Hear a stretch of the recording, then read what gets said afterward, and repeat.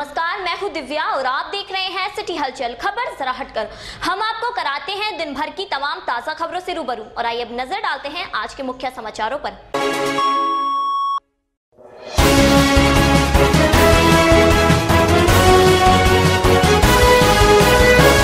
सहारनपुर शहर के बीचों बीच निर्माणाधीन पुल खुमरान में लगाया जा रहा सरियों का जाल अचानक गिर गया। इसके नीचे कई मजदूर दब गए। गंभीर रूप से घायल 2 मजदूरों की अस्पताल ले जाते समय मौत हो गई, जबकि अन्य का उपचार चल रहा है। इस दुर्घटना में मौके पर अफरा तफरी मच गई। सरियों को काटकर नीचे दबे मजदूरों को कड़ी मशक्कत के बाद बाहर निकाला गया। दुर्घटना के बाद मौके पर भारी पुलिस बल भी तैनात कर दिया गया है। अस्पताल पहुँचे SSP दिनेश कुमार ने घायलों से बात की। इस घटना का पता लगते ही मौके पर लोग पहुँच गए, जिन्होंने सरियों को हटाकर घायलों को बाहर निकाला। शहर के बीचों बीच कोतवाली सिटी क्षेत्र में पुल खुमरान को तोड़कर उसके स्थान पर नया पुल बनाया जा रहा है। यहाँ पिछले करीब 2 माह से काम भी चल रहा था। रोजाना की तरह मंगलवार को भी मजदूर काम कर रहे थे। पुल के बेस के लिए सरियों का जाल तैयार कर उसे उतारा जा रहा था। इसी दौरान अचानक भर कर यह जाल गिर गया और सरियों के नीचे मजदूर दब गए। दुर्घटना होते ही दुर्घटना स्थल पर चीख पुकारों से गूंज उठा। चीखों की आवाज सुनकर आसपास के लोग मौके पर इकट्ठा हो गए और मदद के लिए पुल के बेस में ही कूद गए। इन लोगों ने सरियों को किसी तरह हटाकर घायलों को बाहर निकाला। इसके बाद पहुंची पुलिस ने घायलों को अस्पताल भिजवाया, जहां चिकित्सकों ने गंभीर रूप से घायल 2 मजदूरों को मृत घोषित कर दिया। अन्य मजदूरों को प्राथमिक उपचार के बाद छुट्टी दे दी गई, जबकि गंभीर रूप से घायल एक अन्य मजदूर कमलेश को भर्ती कर लिया गया है। घायल कमलेश ने बताया कि वह संबल के रहने वाले हैं। वहीं 2 मजदूर भी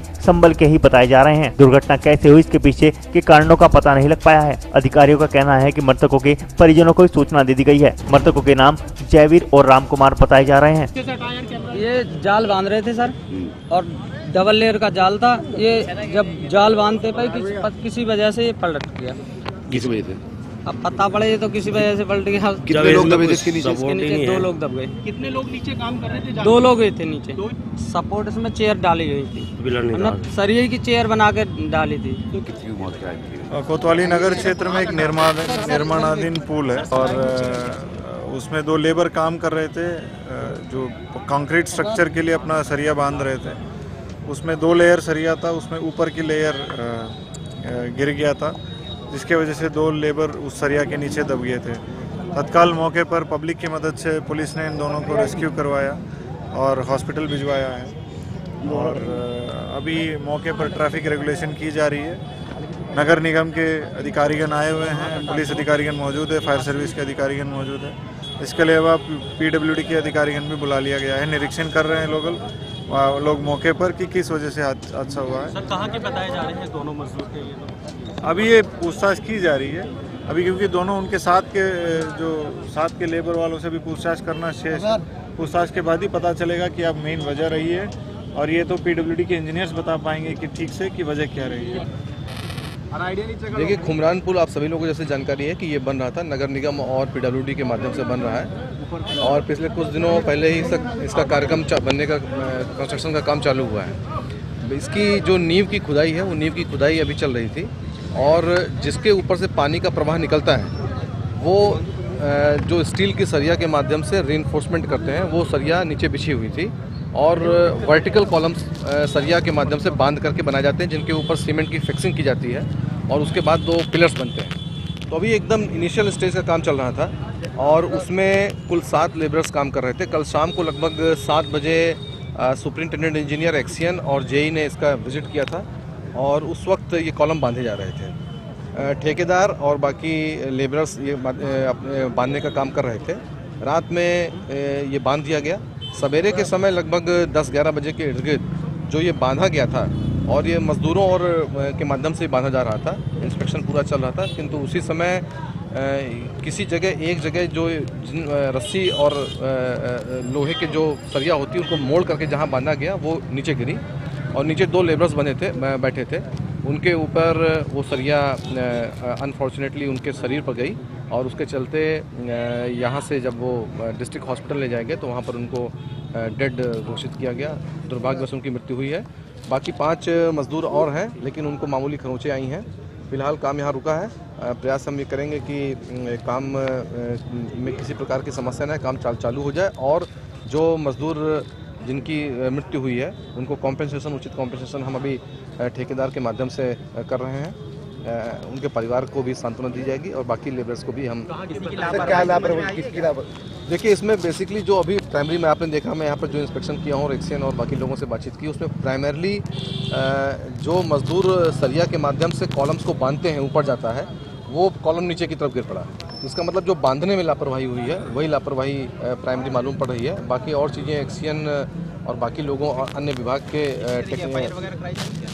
हाँ, इसमें FIR बिल्कुल कराई जाएगी। मैं अभी डिस्ट्रिक्ट हॉस्पिटल ही जा रहा हूँ, वहाँ पर और चीज़ें क्लियर हो जाएंगी। उसके बाद मैं बैठता हूँ और इन सब चीज़ों को देख करके मैं जो भी संबंधित लोग हैं उनके ऊपर तुरंत तात्कालिक FIR की जाएगी या डिपार्टमेंटल एक्शन लिए जाएंगे। जनपद शामली में पुलिस के सामने हत्या का लाइव वीडियो वायरल हुआ है और ये लाइव वीडियो सिटी हलचल के पास मौजूद है। दरअसल शामली जनपद में मानव पुलिस का इकबाल खत्म हो गया हो, क्योंकि शामली की कुछ तस्वीरों ने ये सोचने पर मजबूर कर दिया है, जहां शामली की पुलिस इतनी बेबस है कि पुलिस की गाड़ी में पहले भीड़ में मौजूद लोग एक युवक की पुलिस कर्मियों के सामने पिटाई करते हैं और फिर उसे गाड़ी से खींचकर पीटा जाता है और इस पिटाई से आखिरकार युवक दम तोड़ देता है और उसकी मौत हो जाती है। लेकिन शामली पुलिस इस दौरान मुख्य दर्शक बनकर तमाशा देखती रहती है। दरअसल ये पूरा मामला जनपद शामली के झिंझाना क्षेत्र का है, जहां हथछोया गांव के एक युवक तरसपाल की जान पुलिस कस्टडी में चली गई। तरसपाल का शराब के नशे में गाँव के कुछ युवकों से विवाद हो गया था, जिसमें पहले लोगों ने उसकी जमकर पिटाई की और फिर डायल 100 पुलिस को सूचना दे दी, जिसके बाद पुलिस टीम मौके पर पहुंची और तरसपाल को हिरासत में ले लिया। लेकिन जिन युवकों के साथ उसका झगड़ा हुआ वो शायद मानने को राजी नहीं थे और डायल 100 टीम के सामने ही तरसपाल को पीटने लगे। पहले पुलिस कर्मियों के सामने ही पीटा गया और फिर भी मन नहीं भरा तो गाड़ी से खींचकर नीचे उतारा और उसकी पिटाई की। पिटाई से घायल हुए तरसपाल ने आखिर दम तोड़ दिया और उसकी मौत हो गई। वहीं तरसपाल के परिजनों ने अब जमकर हंगामा किया और हत्या आरोपियों की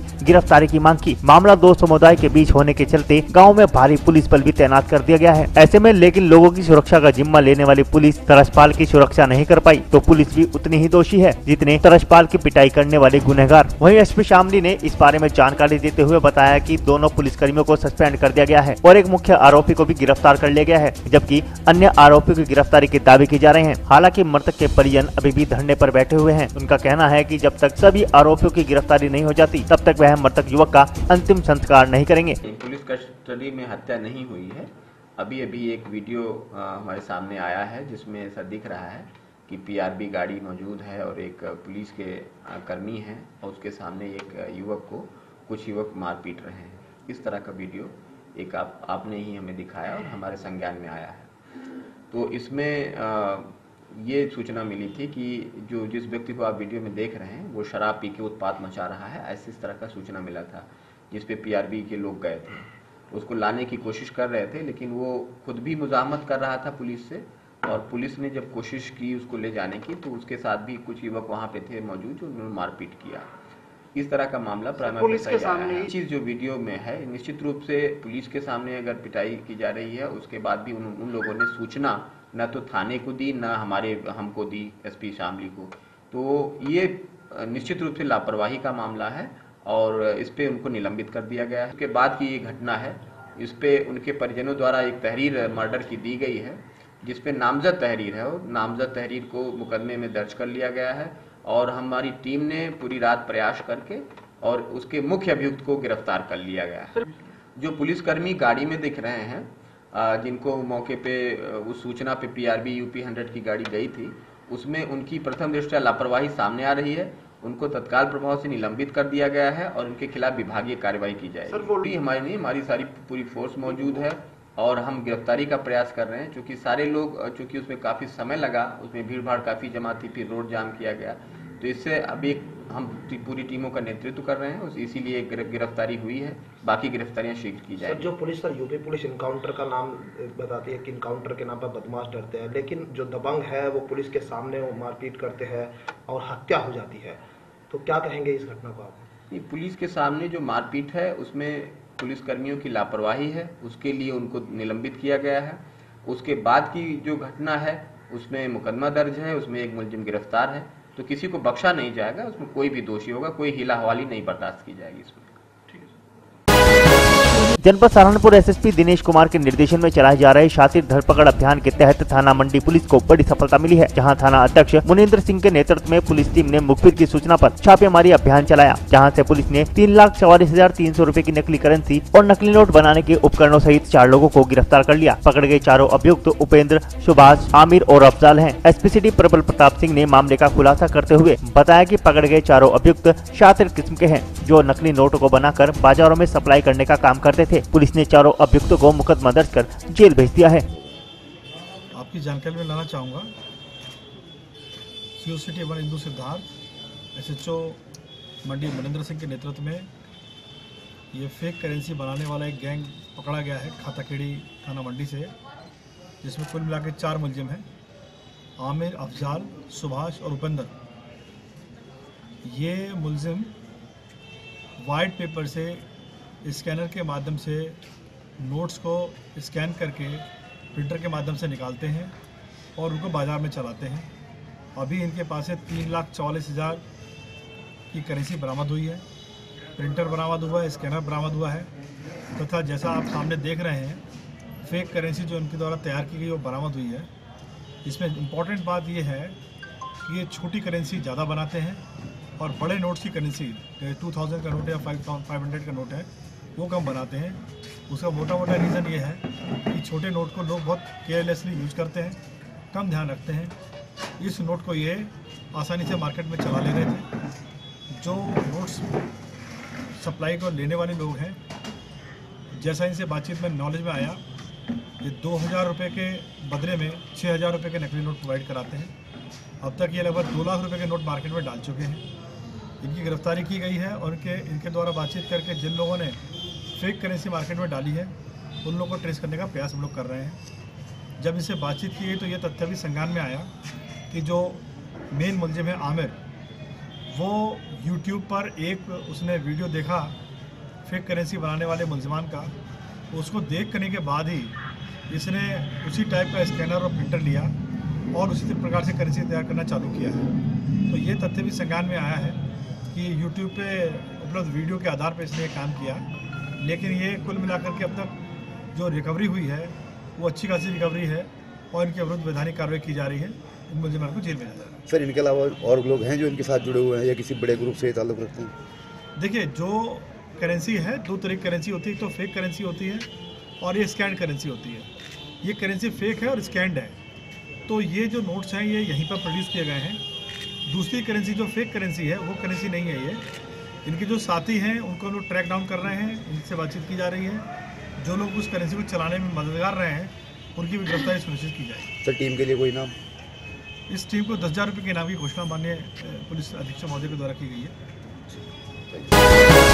एसएसपी सुधीर कुमार सिंह के निर्देशन में चलाए जा रहे शातिर धरपकड़ अभियान के तहत मीरापुर थाना पुलिस को बड़ी सफलता मिली है, जहां मीरापुर थाना अध्यक्ष कुशल पाल सिंह और कस्बा इंचार्ज विनोद कुमार चौधरी के नेतृत्व में पुलिस टीम ने भुम्मा रोड पर चेकिंग अभियान चलाया, जहां पुलिस ने एक युवक को रोकने का इशारा किया, लेकिन युवक नहीं रुका, जहां पुलिस ने युवक का पीछा कर उसे तिराहे से गिरफ्तार कर लिया। पकड़े गए युवक के कब्जे से पुलिस ने एक तमंचा और 2 जिंदा कारतूस बरामद किए हैं। पकड़े गए युवक का नाम प्रवीण पुत्र बिशंबर निवासी गाँव भुम्मा है, जिसे पुलिस ने मुकदमा दर्ज कर जेल भेज दिया। जनपद बागपत में प्रगतिशील समाजवादी पार्टी के पदाधिकारियों द्वारा कार्यकर्ता मीटिंग का आयोजन किया गया, जिसमें दिसंबर को लखनऊ में होने जा रही शिवपाल यादव द्वारा बनाई गई प्रगतिशील समाजवादी पार्टी की जन आक्रोश रैली के लिए मंथन किया गया। दरअसल बागपत में पार्टी कार्यालय में पीएसपी के बागपत प्रभारी ने कार्यकर्ताओं से बात की और 9 दिसंबर को लखनऊ में होने जा रही जन आक्रोश रैली को सफल बनाने के लिए कहा। साथ ही उन्होंने कहा कि यह रैली भ्रष्टाचार के अलावा प्रदेश के विभिन्न समस्याओं को लेकर सरकार को चेताना चाहती है। इस जन आक्रोश रैली में 8 से 10 लाख लोगों के पहुँचने की बात कही जा रही है। वहीं पीएसपी नेताओं की माने तो पार्टी 2019 के चुनाव में सभी लोकसभा सीट पर अपने प्रत्याशी उतारेगी, और रही बात गठबंधन की तो पार्टी आलाकमान के ऊपर ये फैसला निर्भर है। वहीं लखनऊ में होने जा रही इस रैली में बागपत से बड़ी संख्या में लोगों के पहुंचने की उम्मीद जताई जा रही है। इस बैठक का आयोजन बागपत जिला पार्टी कार्यालय पर किया गया। एसएसपी सुधीर कुमार सिंह, एसपी देहात आलोक शर्मा व सीओ जानसठ सौमेंद्र कुमार नेगी के निर्देशन पर चलाए जा रहे शातिर धरपकड़ अभियान के तहत रामराज थाना पुलिस को बड़ी सफलता मिली है, जहां मुखबिर की सूचना पर रामराज थाना अध्यक्ष राजेंद्र गिरी के नेतृत्व में पुलिस टीम ने लक्ष्मी ढाबे के पास से एक आरोपी को गिरफ्तार कर लिया। पकड़े गए आरोपी का नाम मोमिन पुत्र शरीफ निवासी इब्राहिमपुर पुट्ठी है, जिसके पास से एक चाकू भी बरामद किया गया है। थाना अध्यक्ष राजेंद्र गिरी आरोपी को पकड़कर थाने ले आए, जहां से मुकदमा दर्ज कर आरोपी को जेल भेज दिया गया। इस बारे में जब थाना अध्यक्ष रामराज राजेंद्र गिरी से बात की गई तो उन्होंने बताया कि अपराधियों का क्षेत्र से सफाया होकर रहेगा। कस्बा मीरापुर में हर मंगलवार को लगने वाली पीठ से आज काफी जाम की स्थिति बनी रही। दोपहर में ही जाम की स्थिति बनने से इसकी जानकारी कस्बा इंचार्ज विनोद कुमार चौधरी को दी गई, जहां विनोद कुमार चौधरी पुलिस टीम के साथ मौके पर पहुंचे और भारी मशक्कत के बाद जाम को खुलवाया। इस बारे में जब कस्बा इंचार्ज विनोद कुमार चौधरी से पूछा गया तो उन्होंने बताया कि सूचना मिली थी कि पेट में काफी जाम बन गया है, जिस पर पुलिस ने जाम को खुलवाकर यातायात को सुचारू कराया। मुस्लिम राष्ट्र मंच के तत्वावधान में आयोजित की गई मेरा भारत दारुल अमन जन जागरण यात्रा का मंगलवार को देवबंद में समापन हो गया, जिसमें सभी पदाधिकारी और कार्यकर्ता मौजूद रहे। इस दौरान वक्ताओं ने यात्रा के संबंध में अपने विचार रखते हुए भारत की एकता और अखंडता को मजबूत बनाने की अपील की। वहीं पदाधिकारियों ने बताया कि मुस्लिम राष्ट्र मंच के सभी पदाधिकारी और कार्यकर्ता कलियर शरीफ में चादर चढ़ाने के लिए जाएंगे और मुल्क की एकता अखंडता की दुआएं करेंगे। देखिए, एक मुस्लिम राष्ट्र मंच द्वारा आयोजित पश्चिमोत्तर प्रदेश अपने शहीदाने वतन को समर्पित मेरा भारत दारुल अमन जन जागरण यात्रा जो 22 नवंबर से सहारनपुर से शुरू होकर के रामपुर मनिहारन और थाना भवन, नानोता, शामली, कैराना, कांधला, बागपत, बड़ौत, अपना नोएडा, ग्रेटर नोएडा, गाजियाबाद, लोनी से होती हुई जेवर और अपना बुलंदशहर, शिकारपुर, सिकंदराबाद, गुलाउठी, पलखुआ और उस प्रकार हापुड़ और मेरठ से होती हुई जो मुजफ्फरनगर से होती हुई अपनी एक यात्रा जो अपनी यहाँ पर आज देवबंद में आई है। देवबंद के अंदर आज इसका समापन समारोह हो रहा है। इस प्रकार से ये यात्रा यहाँ आज देवबंद में आई है और आज इसका देवबंद के बाद में हम लोग शाम को कलिया शरीफ जाकर के हजरत अलाउद्दीन साबिर पाक रहमतुल्लाह अलैह की दरगाह पर जाकर के अपना ये चादर पोशी करेंगे कि जन जागरण हमारी जो यात्रा थी ये कुशल पूर्वक अपना सफलता पूर्वक कामयाब हुई है। कदीम जी, यात्रा के क्या कार्य हैं, जनता के प्रति क्या कहना चाहेंगे? यात्रा का जो उद्देश्य है यात्रा का उद्देश्य है अपना कि तहजीब, तालीम और तरक्की। तालीम तब तक नहीं होगी तब तक तहजीब नहीं हो सकती है और तहजीब तब तक नहीं होगी तो तरक्की नहीं हो सकती है। इसलिए मुस्लिम राष्ट्र मंच कहता है कि आधी रोटी खाएंगे और बच्चों को पढ़ाएंगे। मुस्लिम समाज के अंदर शिक्षा क्योंकि बहुत ज़रूरी है, मदारिस के अंदर जो शिक्षा दी जाती है उसके साथ साथ मुस्लिम राष्ट्र मंच चाहता है कि दीन के साथ साथ दुनियावी तालीम होनी चाहिए। अगर एक हाथ में कुरान है तो दूसरे हाथ में उसके कंप्यूटर होना चाहिए, क्योंकि हमारे मदरसों से जो शिक्षा होकर के बच्चे निकलते हैं वो 1000, 2000 और 3000 रुपये मासिक ज़्यादा से ज़्यादा इमाम, कारी और मुफ्ती निकलते हैं। लेकिन आज आवश्यकता है इस देश के लिए कि इन मदरसों से, खास तौर से इन मदरसों से हमारे यहाँ से इंजीनियर निकले, डॉक्टर निकले, एडवोकेट निकले, ये अति आवश्यक हो गया है। इसलिए हमारा मुस्लिम राष्ट्र मंच का नारा आधी रोटी खाएंगे बच्चों को पढ़ाएंगे ये अति आवश्यक है। दूसरा विषय है हुब्बुल वतनी निस्फुल ईमान। वतन से मोहब्बत ईमान का हिस्सा है। वतन से मोहब्बत होगी तो तभी ईमान मुकम्मल हो सकता है। और हुब्बुल वतनी निस्फुल ईमान, जब देश को आज़ादी की ज़रूरत पड़ी थी, जब देश आज़ाद होने का मामला हुआ था, तब किसी ने शहीदाने वतन ने ये नहीं सोचा था कि आज ऐसे ऐसे लोग हमारे वतन के अंदर पैदा होंगे कि जो देश के विरोध में काम करेंगे। बुलंदशहर के अंदर एक जाहिद नाम का ISI का एजेंट पकड़ा गया है। ऐसे लोगों ने अगर तसव्वुर किया होता कि मेरे आज़ाद हिंदुस्तान के अंदर ऐसे जैसन पैदा होंगे तो मैं समझता हूं कि अशफाकुल्लाह और वीर अब्दुल हमीद और अजमल खां साहब जैसे लोगों ने और सुभाष भगत सिंह बिस्मिल और महारानी लक्ष्मीबाई जैसी और कैप्टन अब्बास जैसे लोगों ने और कैप्टन जनरल शाहनवाज हुसैन जैसे लोगों ने, मेहतर मंसूर अली खां जैसे ने, ऐसे लोगों ने बलिदान ना दिया होता और इस देश को फांसी के फंदे पर अपने को बलिदान दे करके आज़ाद ना कराया होता। लेकिन बड़ी विडंबना है कि इस देश के अंदर कुछ लोग भारत माता को डायन कहने का काम करते हैं, भारत माता को टुकड़े करने की बात कहते हैं। खुली चेतावनी देते हैं। ऐसे लोगों की मुस्लिम राष्ट्र मंच मजम्मत करता है और ये जो अपनी यात्रा निकली है, खास तौर से इस यात्रा का मकसद है कि इस देश के अंदर अमन होना चाहिए, इस वतन के अंदर एकता स्थापित होनी चाहिए, इस देश के अंदर भाईचारा स्थापित होना चाहिए। हम मोहब्बत का संदेश देने के लिए इस यात्रा को लेकर के निकले हैं, नफरत किसी से नहीं, मोहब्बत सबसे। इसलिए हुजूर मकबूल सल्लल्लाहु अलैहि वसल्लम ने, इस्लाम के पैगंबर जो थे, उन्होंने फरमाया था कि मुझे हिंद की तरफ से अमन और सुकून की हवा आती है। तो हम चाहते हैं, मुस्लिम राष्ट्र मंच चाहता है कि यह वही हिंदुस्तान होना चाहिए कि जो हिंदुस्तान जिसकी कल्पना इस्लाम के पैगंबर मोहम्मद साहब ने की थी।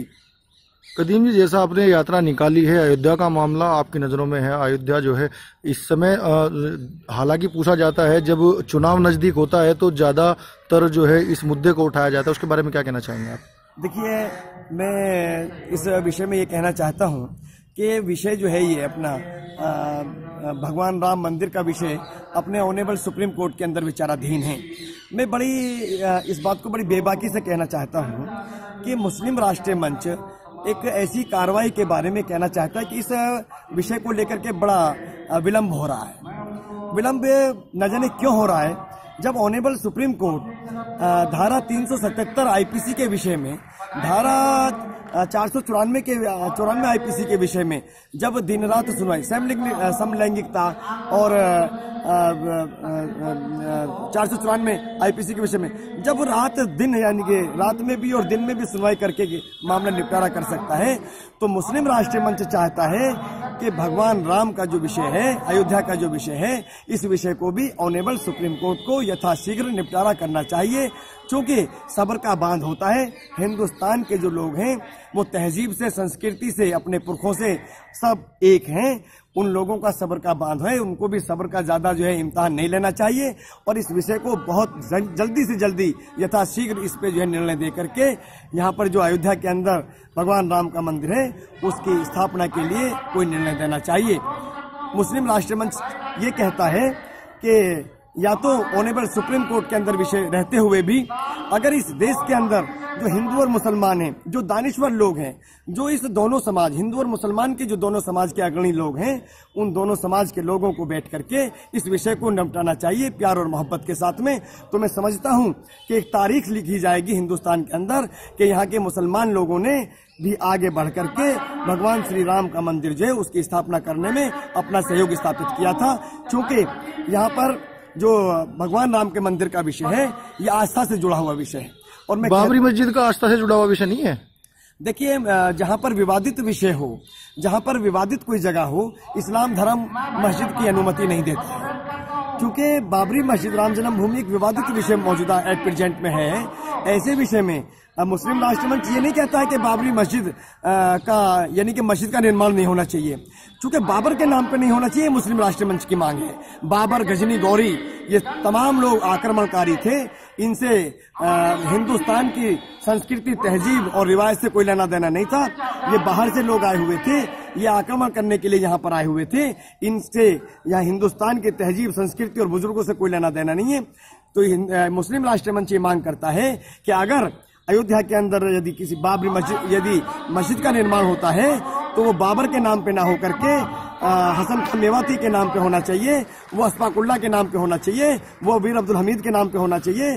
वो ऐसे लोगों के नाम पे हो जो हिंदुस्तानी थे, जिन्होंने हिंदुस्तान की खातिर अपने बलिदान दिया है, ऐसे लोगों के नाम पर होना चाहिए। बाबर के नाम पर ही तो अयोध्या का ढांचा जो है गिराया गया था, उसके बारे में क्या कहना चाहेंगे? देखिए, बाबर के नाम पे जो ढांचा गिराया गया था, मैं कहता हूं कि क्योंकि जब कहीं कोई भावना से जुड़ा कोई विषय होता है तो मैं समझता हूं कि जब आक्रोश होता है तो उसका कोई भी परिणाम आ जाता है।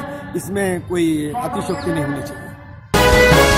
जनपद शामली के कैराना थाना क्षेत्र के पानीपत खटीमा मार्ग पर बाइक भिड़ंत में 2 युवक घायल हो गए, जिन्हें सीएचसी में भर्ती कराया गया, जहां से दोनों को मेरठ के लिए रेफर कर दिया गया। कैराना के पानीपत खटीमा राजमार्ग पर 2 बाइक आपस में भिड़ गई, जिनमें 2 लोग गंभीर रूप से घायल हो गए। घायल को पुलिस ने कैराना के सीएचसी में भर्ती करा दिया, जहाँ से डॉक्टरों ने गंभीर हालत को देखते हुए दोनों युवकों को मेरठ हाई सेंटर के लिए रेफर कर दिया, जिसमें से घायल दरोगा कैराना के ACGM कोर्ट में कोर्ट मोरिया है। दोनों घायलों को कैराना सीएचसी से रेफर कर दिया गया है।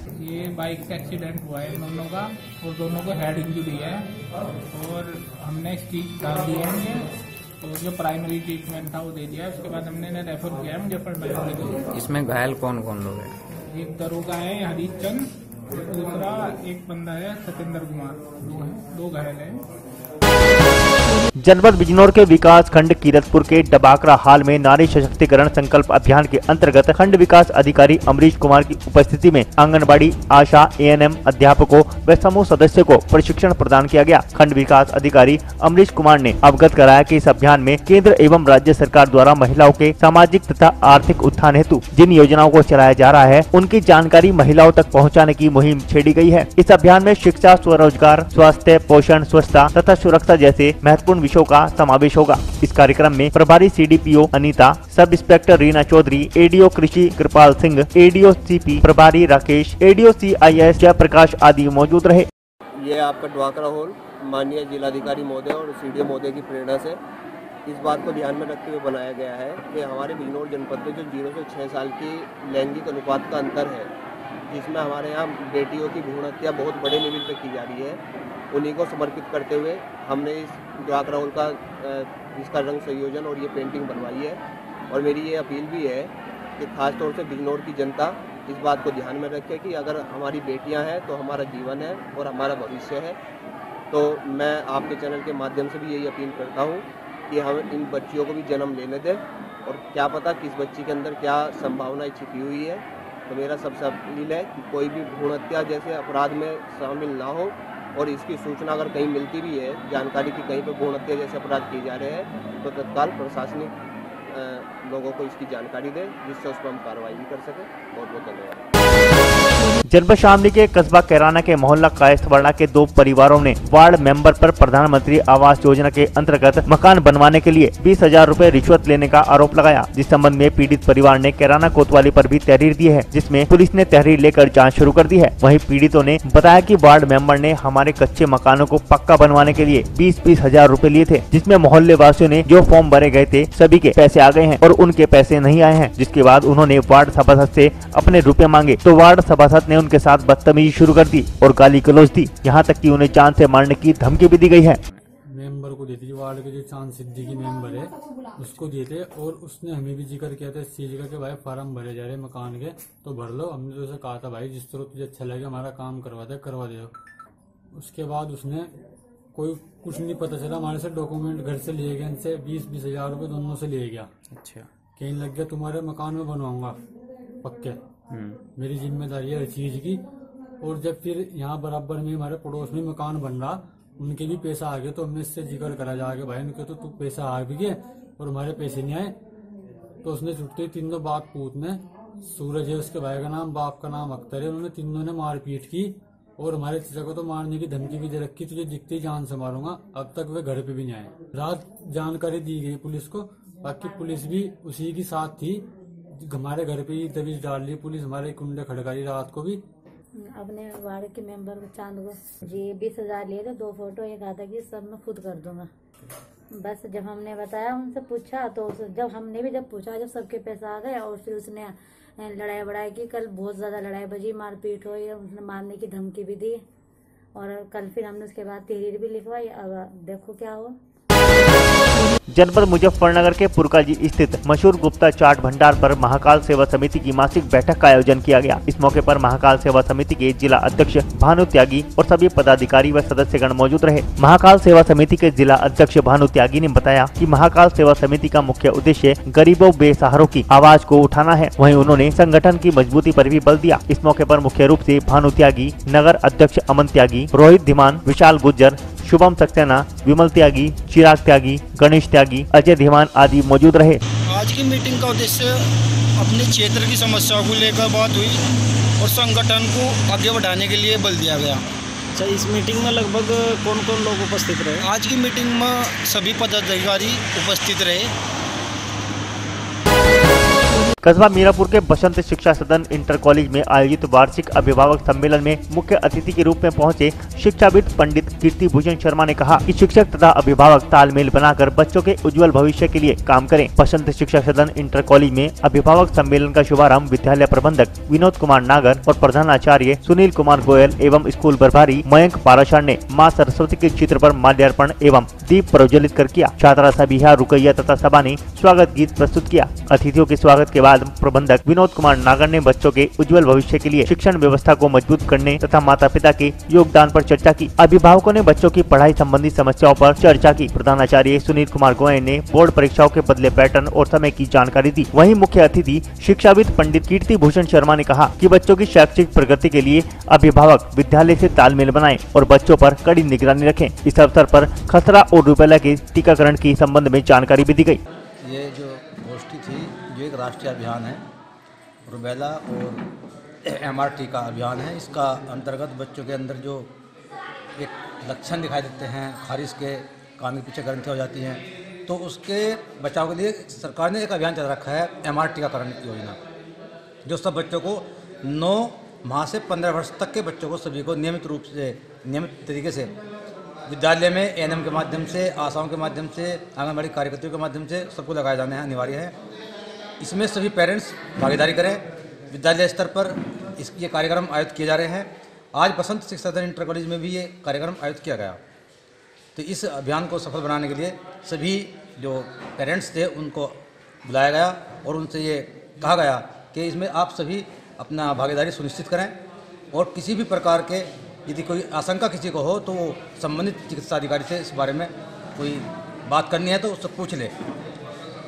विद्यालय स्तर पर ये अभियान चलाया जा रहा है और इस अभियान के लिए जो जिले से टीम आएगी उसके लिए एक दिन पहले सब बच्चों को बता दिया जाएगा और सब बच्चों को नियमित रूप से टीकाकरण कराया जाएगा, ताकि भविष्य में कोई ऐसी घातक बीमारी संक्रमण रूप से बच्चों में न फैल पाए, ताकि बच्चे किसी रोग से, किसी उससे पीड़ित न रहें और किसी चीज़ से अपंग न हो जाएं।